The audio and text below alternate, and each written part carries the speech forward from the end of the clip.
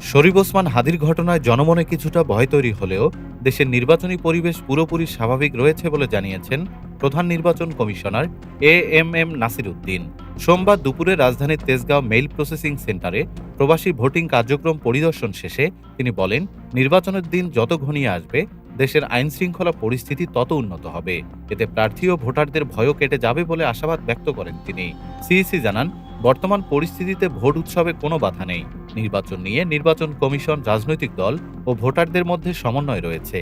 দেশের ইতিহাসে প্রথমবার বড় পরিসরে পোস্টাল ভোটিং চালু হওয়ায় নিবন্ধনে কিছুটা সমস্যা হলেও সামগ্রিক কার্যক্রম নিয়ে কমিশন সন্তুষ্ট বলে জানান তিনি।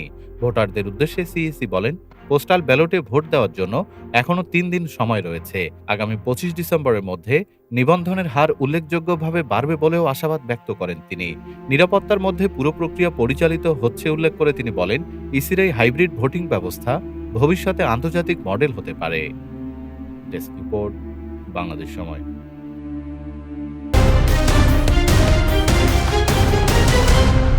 বাংলাদেশ সময়, সবার আগে দেশ।